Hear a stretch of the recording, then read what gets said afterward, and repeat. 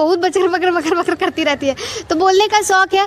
फिर धीरे धीरे देखा कि बोलने वो जो मेरे अंदर अगर कोई वो स्किल है या वो मेरा वो जो शौक़ है बोलने का, उसको मैं क्यों ना कुछ पॉजिटिव वे में लाऊं। और सिर्फ बिहारी क्यों, बंगाल में भी देख लीजिए ना, पत्रकारों को कैसे डरा के धमका के रखा जा रहा है।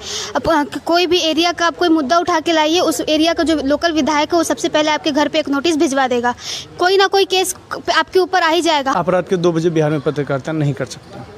छोटे छोटे बच्चे के हाथ में पिस्तौल है, गोली है, आपको मार देगा। नमस्कार, मैं हूं कुणाल कुमार। आज हम पहुंचे हैं बिहार के लखीसराय जिले में, जहां पर 2 युवा पत्रकार, एक बंगाल से आए हैं एवं एक कोलकाता से आए हैं, और दोनों मास कम्युनिकेशन का क्लास किए हुए हैं। आज हम इनसे बात करेंगे कि पत्रकारिता के क्षेत्र में जब ग्राउंड रिपोर्ट होती है तो वहाँ क्या क्या समस्याएं आती है। नमस्कार विकास जी एवं स्वाति पांडे जी, आपका बहुत बहुत धन्यवाद। विकास जी, आप तो बहुत दूर दूर तक पत्रकारिता किए हैं, क्या क्या समस्याएं आती है युवाओं को, खास करके किस तरह से दबाने का प्रयास किया जाता है? देखिए, आउट ऑफ बिहार की बात करेंगे, दिल्ली हो या मुंबई हो, वहाँ पे दबाया नहीं जाता है। हाँ, बड़े एजेंडे होते हैं जिसमें कि न्यूज़ चैनल, जो बड़े न्यूज़ चैनल्स होते हैं, वहाँ पे एजेंडा सेट किया जाता है, उसके अनुसार न्यूज़ कवर होता है, लेकिन ऐसे न्यूज़ को दबाया नहीं जाता। पर यहाँ पे बिहार में क्या है, यहाँ पे फ्रीडम ऑफ स्पीच नहीं है, यहाँ पे पॉलिटिकल कनेक्शन ज़्यादा है। छोटे छोटे पॉलिटिकल कनेक्शन होने के कारण यहाँ पे पत्रकारिता क्या है, दब जाता है, जिससे कोई भी विषय खुल करके सामने नहीं आता। अभी ये कुछ देर पहले बात कर रही थी रेलवे ब्रिज के बारे में, मैं भी उससे 5-6 दिन पहले ही क्रॉस किया हूँ। वहाँ पे देखा बहुत समस्या है, अगर जो कोई 2 व्यक्ति क्रॉस करेगा तो एक नीचे गिर जाएगा, पर उस मुद्दा को आप नहीं उठा सकते हैं। उस मुद्दा को आप उठाएंगे तो हो सकता है यहाँ के जो बड़े बड़े लीडर हैं, हो सकता है आपको कॉल करके दबा सकते हैं, चूँकि वो है बड़ा मुद्दा। अच्छा, लोग को भी इसके लिए आगे आना चाहिए, चूँकि लखीसराय और क्यूल के लोग ही यूज़ करते हैं उसको, या ज़्यादातर बाहरी लोग भी कुछ लोग यूज़ करते हैं, लेकिन लोगों को भी आगे आकर के धरना हो, प्रदर्शन हो, या विनती हो, या रिक्वेस्ट हो, लेटर्स हो, चाहे जैसे भी, पर उनको रिक्वेस्ट करना पड़ेगा ब्रिज के लिए, है ना। पर ये सब मुद्दा कोई नहीं उठाता है आजकल, सिर्फ पॉलिटिकल न्यूज़। अब देखिए, पॉलिटिक्स की बात करें तो चाहे मुख्यमंत्री हो, प्रधानमंत्री हो, कोई भी अपनी बात अगर जो पब्लिक से रखना चाहते हैं, सीधे मीडिया को बुलाते हैं, भाई साहब आप लोग आ जाइए, मुझे बात रखनी है ना। लेकिन आज आप पत्रकारिता कर रहे हैं, ये मैडम कर रही हैं, आप रात के 2 बजे बिहार में पत्रकारिता नहीं कर सकते। छोटे छोटे बच्चे के हाथ में पिस्तौल है, गोली है, आपको मार देगा। क्या स्वाति पांडे जी, आप इनके बातों से कितनी सहमत हैं? जी 100% सहमत हूँ। और सिर्फ बिहारी क्यों, बंगाल में भी देख लीजिए ना, पत्रकारों को कैसे डरा के धमका के रखा जा रहा है। कोई भी एरिया का आप कोई मुद्दा उठा के लाइए, उस एरिया का जो लोकल विधायक है वो सबसे पहले आपके घर पे एक नोटिस भिजवा देगा, कोई ना कोई केस आपके ऊपर आ ही जाएगा, हज़ारों केस आपके ऊपर फाइल हो जाएगी। पत्रकार का मतलब, और आजकल ये पत्रकार क्यों ऐसे दब रहे हैं, पत्रकारिता का मतलब आजकल चाटुकारिता हो गया है। जो बड़ी बड़ी मछलियाँ बैठी हुई है ना, वो छोटी छोटी मछलियों को खाने के लिए खाली खड़ी हैं। और ये चीज़ बड़ी बड़ी मछलियाँ, थोड़ा डिटेल में बताइए। इस चीज़ को मैं समझाता हूँ, ये चीज़ अच्छा, इस चीज़ को मैं समझाता हूँ। जैसे मान लीजिए ये मेरे अंडर में काम करती है और मेरा कनेक्शन बड़े पॉलिटिकल लोगों से या बिजनेसमैन से है, मैं उनका कुछ पर्दाफाश करना चाहता हूँ, ये पर्दाफाश करना चाहती है, पर मैं उनसे मिला हूँ, तो मैं तो इनको दबा दूंगा ना। तो जर्नलिज्म में भी पॉलिटिक्स है, जिसके कारण बात नहीं। और ये जो बंगाल की बात करी थी, या बिहार में, आजकल महाराष्ट्र में भी कुछ जगह पे ऐसा हो रहा है।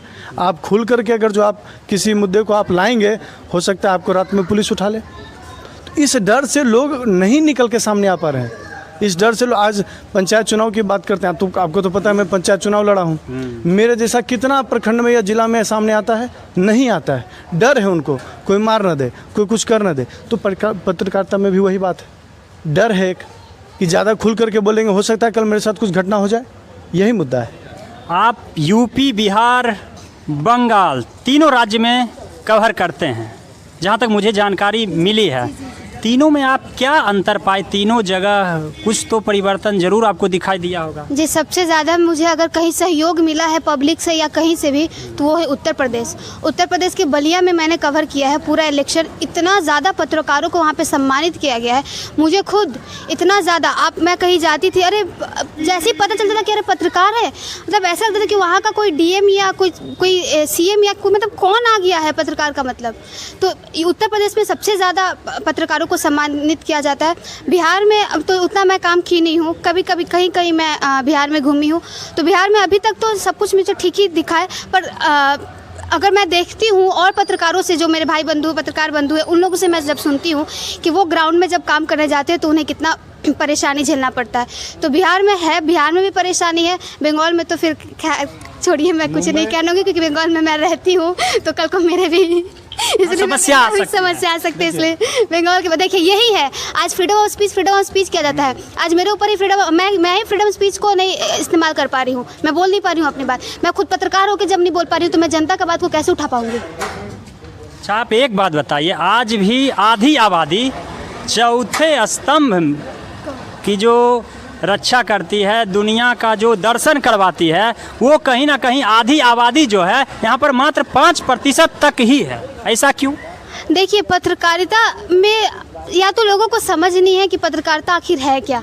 चौथे स्तंभ का मतलब नहीं पता। चौथे स्तंभ को आपको कहा गया है, यानी आपके ऊपर कुछ जिम्मेदारियां हैं, आपको उस जिम्मेदारी को निभाना होगा। उस जिम्मेदारी को निभाने के लिए आपको ऐसे खुलकर सामने आना होगा, अपने आप को आप समाज सुधारने के लिए आपको काम करना होगा।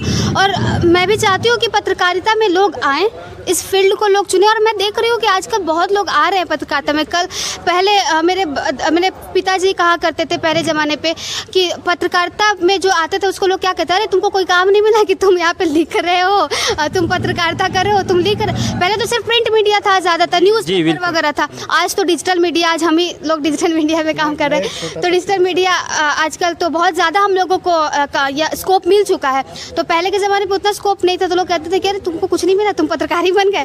तो आज वो चीज़ सुधर रहा है और मुझे लगता है कि आगे जाकर के और सुधरेगा और लोग पत्रकारिता को एक अच्छा स्कोप समझेंगे। और सिर्फ साइंस ले लेना, सिर्फ इंजीनियरिंग करना, डॉक्टरिंग करना, सरकारी नौकरी करना, ये सब कुछ नहीं होगा। लोग पत्रकारिता को भी एक ऐसा माध्यम चुनेंगे कि हाँ मुझे पत्रकार बनना है। बचपन से जैसे मैं क्लास 10 में मैंने चुना था कि मुझे पत्रकार बनना है। कहाँ से आपको प्रेरणा मिली? प्रेरणा देखिए, मुझे ना बचपन से बोलने का बड़ा शौक है, बहुत बोलने का शौक है। इसके लिए मुझे स्कूल में कंप्लेन भी आया करता। तो क्लास में भी पूरा तूफान मचा देते हैं। तूफान कंप्लेन आता था, प्रिंसिपल्स का कंप्लेन आता था कि बहुत बकर करती रहती है। तो बोलने का शौक है। फिर धीरे धीरे देखा कि बोलने वो जो मेरे अंदर अगर कोई वो स्किल है या वो मेरा वो जो शौक है बोलने का, उसको मैं क्यों ना कुछ पॉजिटिव वे में लाऊं। और हूँ बिहार की, तो बिहार के लिए तो नारियाँ ऐसे ही एकदम ऐसे भी रहती है, बिहार की बेटी एकदम बिहार की बेटी। बिहार के लोग तो ऐसे कहीं भी जाके झंडा गाड़ के आते हैं। तो बस वहीं से देखते रहिए न्यूज़ कुणाल कुमार के साथ। जय हिंद।